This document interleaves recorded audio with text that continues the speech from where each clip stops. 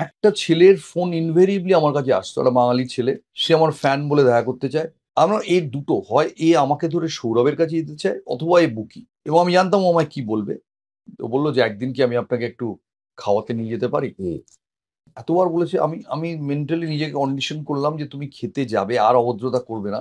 তারপরে ছেলেটা ফাইনালি বলল যে আমার মনে হয় আপনি আমাকে অবাক হয়ে যাচ্ছেন যে আমি কেন এরকম আপনাকে পারসিস্ট করছি। আমি বলছি, একটু অবাক হচ্ছি। তো তার কারণ কি জানেন, আমি আপনার কাছে জীবনভর কৃতজ্ঞ। কৃতজ্ঞ আমি তো ভাই তোমায় চিনিই না। আপনি একটা সৌরভ গাঙ্গুলিকে নিয়ে একটা লাইন লিখেছিলেন, যেটা আমার জীবন বদলে দিয়েছে, তাই আমি কৃতজ্ঞ। তখন বললো যে আমি চণ্ডীগড়েই একটা কোম্পানির তে কাজ করতাম, সেলস ট্রেনি, তারপরে সেলস অফিসার ছিলাম। সেই সময় প্রচন্ড প্রেসারে ছিলাম, এবং প্রেসারে পড়ে চাকরি ছেড়ে দেবো এরকম অবস্থা, বিপর্যস্ত মানসিক অবস্থা।